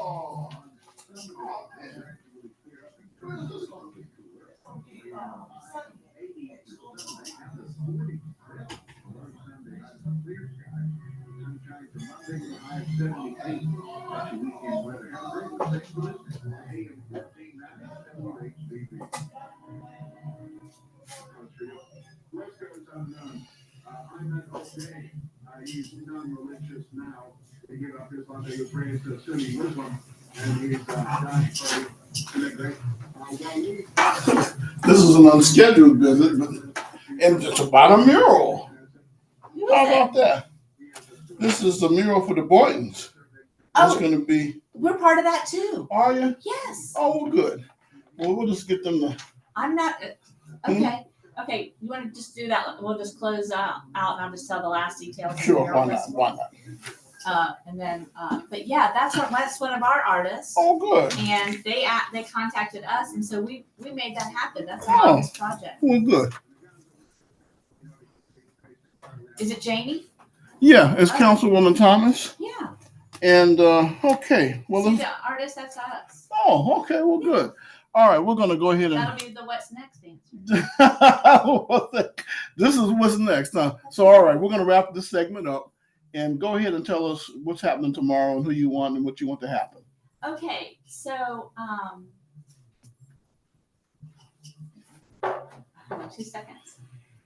So, Randy, thank you so much for having us here. I just wanted to tell people again about coming out to the Selma Rising Mural Festival. It's tomorrow, Saturday, October 18th. It's 9 to 5, and the entire community is invited to come paint. All ages, all abilities. You do not have to be an artist. You know, the festival happens all day, but you can come participate for an hour. I bet you'll stay longer, but it's just an infectious experience where the whole community comes together and makes 8 murals that will move into, like I said, each ward. And the artists design them, but the community paints them, so it's for the community, by the community. And you also asked me what's next, and so coincidentally, the person that showed up Very is coincidental. Councilwoman Janie, and she's telling you what's happening on Sunday. And Miss Boynton. And one of our artists from last year returns, and he has made a beautiful mural for the Boyntons, and that is part of our Machus. It's a Machus project, making art connections across Selma. And we made that happen. And so on Sunday, they're having the dedication of this mural that he's made just for that neighborhood. Wow. So I just love of course, the ripple effect. Wow. That's what we want to do. We want to cover this town with murals. Well, now that's a ripple. That's some ripple there. Exactly. Yeah, and I hope. It's such an honor to be asked to continue our project. If we do a mural at the foot of the bridge in Selma Song, or I guess it's the James Perkins Park now, if there's a mural done, we certainly need to have an image of Miss Boynton, I would like to think, and some of the key players that have been instrumental in Selma's history. Absolutely. I'm glad it's not going to be me, because I would be so scared to not shine miss light something on everyone. Yeah, it'd be hard. It's gonna be hard. It may be silhouettes that I don't know. But like you said, you need a real pro to come in. Absolutely. And but do that you need to come in you need to cross that bridge, and that's what you see is something beautiful. Something beautiful. Honor. When the presidents have been here, and the vice president, that wall is covered with the American flag, and the flag is big enough to cover the whole wall. And so just imagine if there was a really beautiful mural. Absolutely. Well, that's what we want to see in this town. 100 murals. I love that. Well, that sounds wonderful. Thank you so much, Helene, for having me. For coming. And tell Trey I said hello. And I will come through tomorrow. I've got a couple of projects I've got to do this weekend, but I'm going to certainly come through. And if I come for 30 minutes, don't let me stay any longer. Even if I want to. Out the door. Shoot me out. Thank you so much. Just one more thing I wanted to add, that the Selma Center for Nonviolent Truth and Reconciliation is one of our partners. They are doing a kids table where we're painting tar paper to be for a project called Windows of Hope. Seal, Alabama will be there, and the Wellness Center is offering Tai Chi in the park. And I'm probably forgetting somebody else. Live Health Smart will be there with a wellness table. So it's really a community event. Model Cities. That was the name of the program. Model Cities. Yeah, but unfortunately, another one of those, but it was effective, but somebody stole the money. Detroit, Chicago, Philadelphia, Baltimore, New York, they were very effective in being able to get gang members to transform gang members' lives. They had them singing, playing in orchestras, painting murals instead of graffiti, and the program ended up being destroyed. Well, I'll just tell you my heart's desire on that project for Selma. I would love to work with the kids that are in trouble. And as public service, we do a mural. Right. So instead of punitive, it's like they can rewarded do in some way. Important and see. It's like community service without them even knowing it. Right. And also they can do something that lifts them up. You're talking about instilling values. Instilling and building character. Worth. Right. that is what I think. Yeah. You know, Yeah. your That's life what's is missing. important. That's what's missing. And that's what's missing from the narrative. The narrative is too cold. I just think we've lost self-worth because there's not a value of life. Why would Well, you value certainly. your own? Well, I know that's right. Yeah. And so that's what I think that art can help do. Right. Yeah. Thank you so much. And thank you for what you and your husband are doing, and keep up the good work. Thank you. Yes, ma'am. Okay, we're going to take this commercial break and make a transition. Councilwoman Thomas has entered the building. Elvis is in the building. And Miss Boynton, Miss Betty Boynton, they've got it. I didn't know about this, but we're going to find out about it in just a moment. Can you unplug me? Yes, ma'am. How's that? That was great. Yeah. I want to come back. That was fun. Yeah, please do. We want you. I want you to come back. All yeah, right. And so I'm gonna come through and hope that everything goes well and you get a good turnout. I really appreciate that because you know that's the hardest. Now I'm like, I hope people show up. Well, I think it'll be all right. It'll be all right. No matter what, it'll be wonderful. Yes, ma'am. Hey, Jamie. Hey, how you doing? Good. Perfect. Follow you out to the Bureau Festival. Now you can talk about what we're doing next. Hello. Meet you again. Are you so excited about Sunday? Oh yeah, I'm very excited about Sunday. But it's so happy to be here. Have a seat and we can bring that chair on around. Okay. Because it has rollers, so it shouldn't be. It's not it's not a heavy lift. Just pull it on around. That one is a little heavy to move, but that one you can just pull that on around. Yes, ma'am. Mm-hmm. All right, love y'all. I love you too. 1490 WHBB. Now I'm getting ready to be surprised by an event that I didn't know was going on. And oh my goodness, it looks like this is going to be wonderful. Wow, I'm telling you, oh man. Yeah. Interesting enough, I have her glasses. Huh? These are glasses, ain't Yes, I believe so. Interesting enough, just here recently, I have a lot of pictures, and I've got one video of Miss Boynton, and I think she had just turned 103, if I'm not mistaken, right.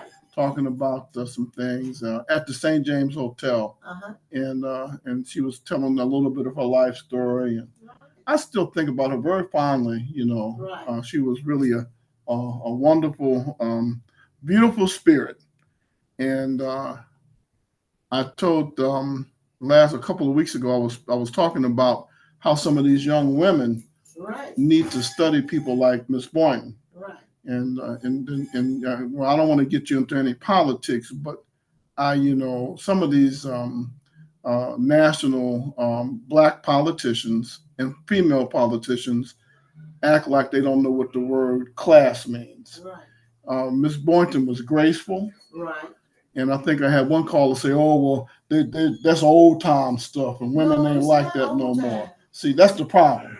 And I know that. Right. I know that it's intentional. Councilwoman and yourself, you are examples of women that know how to be ladies. Right. You know how to be a lady. Right. You don't have to act like a man. You know what I mean? And then you don't have to be foul and profane and insulting in order to be recognized. You know what I mean? And see, our young women, they're being attracted to some of the wrong examples. Right. So now they're killing and shooting and stabbing like some of the men are out of control. Right. What is that? I don't know what happened.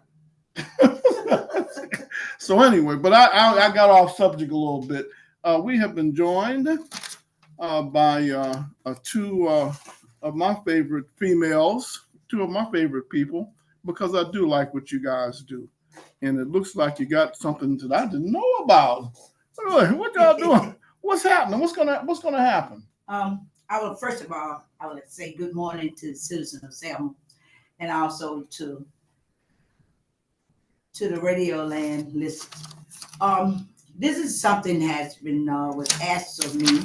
It's been a minute by Miss Betty Boynton. She is a resident in Ward 7.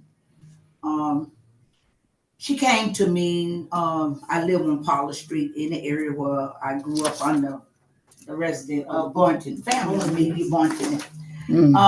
She asked, could we do something with the Boynton's property? They had another property across the street that Betty and her husband own it. And she wanted to do something in honor of Miss Boynton, and that was very exciting to me. And she asked me, could I help her? Right.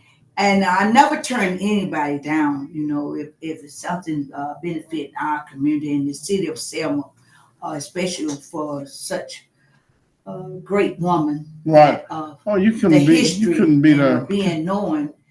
She said, get off my shoulders. Get off my shoulders. Get up and do something yourself. So she asked me, and you know me, I'm prober, and by research when it comes to things, and I thought about it, and then someone came to my mind, and I said, Lord, I want to do this for Betty, and I also want to do it for the Boynton family. Right. I said, it's owed to our community. It's way overdue. It's way overdue. In the neighborhood, right, over there. And I reached out to someone that I know that they do the artwork. Well, she was just here. Helene, they were just here. Yeah. I called this her is totally husband. unplanned, folks. Yes. See, that's how God works. Yeah, and I called her husband. And I called her husband, and I talked to him, and he said, Jamie, that is a good idea. He said, I'll be glad to do that. And he contacted another artist. He contacted someone, and he said, well, we can get the funds. We can get the funds to do it with. And this artist did reach out to someone. I think he's out of North Carolina, I think. And he knew someone, and they knew the history of Miss Amelia Boynton. And they was happy to put the funds for the artist to do that. Wow. And the reason why it came up so quick, it was because it ran into the same time this weekend, right? And he's coming, and he surprised us by letting us know that he was through. He's already done the mural. Yes, he has completed it. Yes, you know, getting it done. He completed it, and he called. Well, he was talking to. He was dealing with Miss Boynton, Betty, because she wanted it done, and I was the resource of reaching out, trying to get someone. And where is it going to be posted, and where is it going to be placed, and where is the unveiling going to take place? Right here in the neighborhood, across from the Boynton's home, where on not Lapsley Street, on Boynton Street. On L.L. Anderson. On L.L. Anderson. And the corner of Paula and L.L. Anderson. So how far from the park? How far from the park? Yeah, you know, from the. We're about 3 blocks. 3 blocks. That's different. Yeah. Okay. Yeah. We have now we have a Jackson mirror in the neighborhood. Right. Of people that history, and now we have the Boynton. Right. Right. So he's done. He's been. We didn't have to do anything. We didn't have to do the footwork. All she had to do was do everything. Didn't have to pay him to do no funds. You know, now you know about Mrs. Boynton and so how famous she was. Wow. She was famous up until she died in 2015. I know that's right. She went all overseas and everything. Right. And we should have something in the neighborhood. Right. About her and wonderful. S.W. Boynton. Oh yeah. Because he passed his torch to Mrs. Yes, ma'am. Boynton. Yes, ma'am. That's right. You know. Yeah. People don't know. They, you know, I never forget. And she would, you know, when I was around her many times, she would tell the story about her husband and how on his deathbed he was still trying to get people registered to vote. That was his dying word. That was her dying word. You know. And she told me, Betty, carry it on. Carry it on. And I done the best. I have the Amelia Boynton Foundation. Right. And I actually don't have nobody actually help me with it because the Amelia Boynton Foundation is like we give money and like Christmas time, give kids toys and teach them about the history and books and things. We don't have that. We need to tell who controls the narrative. We have to tell our own story. Don't let other people tell you the story. Okay. You know, I know you got a story. Because I was in Washington about 2 weeks ago. And I was speaking on myself, what I as a foot soldier when I was 15 years old. Right. My pictures down there at First Baptist Church. Right. I was telling the councilwoman Janie that we have 2 historical sections here in Selma. Right. That's Ward 7 and Ward 8. Right. Oh, no my doubt. No goodness. doubt. No doubt. The My history. mother still live there. Yeah. About 3 houses from First Baptist Church. What? That's where I grew up at. Wow. And Ward 8. Wow. You know I'm a history maker. Well, I know you're a history maker in a lot of different ways, you know. Right, Yeah, right, you know, no doubt. And so And I thank Ms.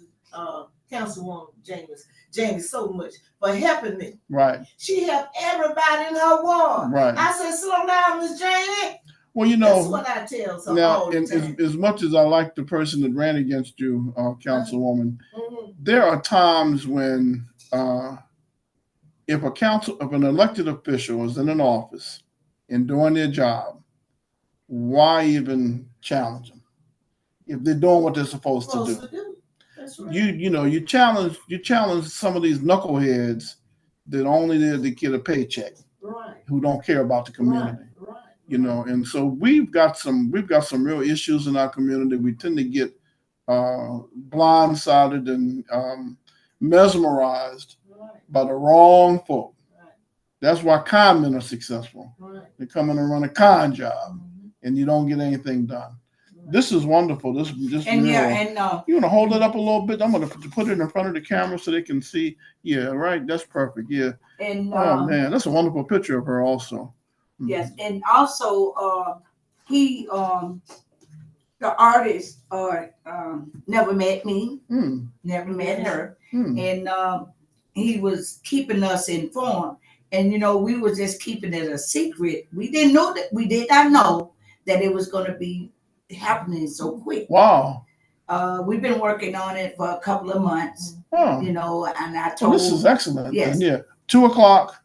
What's the address on L.L. Anderson? It's going to be located. It's located on the corner of L.L. Anderson, across from 1315 Lafsley Avenue. That's where the Boynton House on that side. Right. And then the mirror will be on the other side of L.L. Anderson. Oh, so it's going to be on that going back in the back. You know what West Trinity Church is? Yeah. When you come off of L.L. Anderson going across Lafsley, you will see the mirror. It was well, excellent. Let me see. There was one other thing.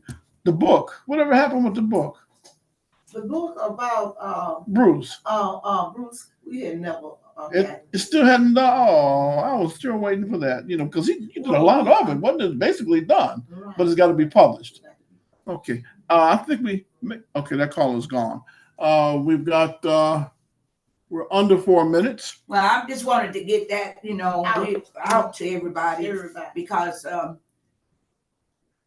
Ms. Boynton, as a child growing up in the neighborhood, and then as an adult, right? You know, she had a lot of houses in our neighborhood, and I rented from her one of my apartments at the time in that same neighborhood. Wow. So it was a pleasure to. It makes me feel good, you know. I do what the Lord required me. If someone asks me, then this is good, right? And this is something positive in our community. We try to bring things in there, a part of our community, change their environment, and let tourists come through. People come through every day, right? And buses, and now besides the house, they can see, and then they have the history, and it starts to tell a story. See, that's really important. A lot of history too. You know, I only one of the buildings I wish, and I'm gonna have to start searching for some pictures of it that I don't see in the history. Burwell. That's what it should be, a plaque there for Burwell. Burwell Hospital. Right. And then we should have another plaque. That's on Broad Street before they tore down the first drugstore we had there was by the Reeves. And oh my goodness, they tore it down. It's not no plaque there. Yeah, we need to do something. I'm asking the leaders to come together. Yeah. Because we have a lot of history here in Selma. It's not being told. It's not being told. And maybe there's a reason why Selma gained international prominence and helped change the world because of some of the things that you're talking about. That history. It's so much, because I was a foot soldier. I went to Camp Selma. I stayed down there for about a day. Wow. I'm still on the battlefield. I'm still going. Right. A community work. Go out and talk to the young people. The Z team. Yeah. I talks to them. Yeah. Get an education. Right. Be sure you register to vote. Right. And vote. You know, when I was out there marching, we couldn't even vote. Right. We was out there because of our parents. Right. Right. So I asked the young people, they can vote at 18. Right. People's died. Luso. People's died. Right. Let us all come together. Let us get as one. Yeah. And work together. Well, we're gonna have to get the race pimps out the way, and all these people who are pimping the folks, and I call them out. I don't care if they like it or not, because this is too serious. No, the proof is in the pudding. Judge the tree by its fruits, and if the fruits are black teenagers shooting each other in the streets and stabbing each other like in Chicago and Montgomery 2 weeks ago, now there's your proof.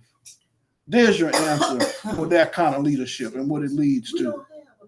When I was a girl, they had the teachers come out to school, and they would have down there GWC home. They would have baseball team. We have Boy Scout, Girl Scout. We don't have the leaders. Everybody, doctors and everything, contribute. And I tell the people, I said, I come from Ward 8. You know what come from Ward 8 back then? Teachers, lawyers, and doctors. You'd be surprised. The Starwell was a doctor. Yeah. He no longer with us. He come out of Ward 8. Work ethic. Right. And values, you know, and the moral code. Right. You know. It's not where you live, it's what you do in your community. I know that. And we should go in there and clean up that community. Yes, ma'am. Thank you guys for coming. Okay, you know, God willing, I'll be there. I'm coming for that. Well, we're asking everyone to come out, because this is something great for the city of Selma, and it didn't cost. This is how God worked. He didn't cost us one red dime. Wow. He led us. Do you know it takes on average around $40,000 or $50,000 to commission a painting like this? Well, that's the kind of money that some of these artists charge. Yeah, I put it like this. Sometimes people don't understand. Sometimes when you put things in God's hand, and He works a miracle. Yeah, I know that's right. Yeah, that's why I believe in the power of prayer, and I believe in putting God's first. Right. Thank you guys for what you're doing. Okay, thank you. Yes, ma'am. Thank you. Stay tuned for Fox News, already in progress on WH3B Selma. Have a good weekend. Okay, thank you. Yeah, it'll be at 2 o'clock.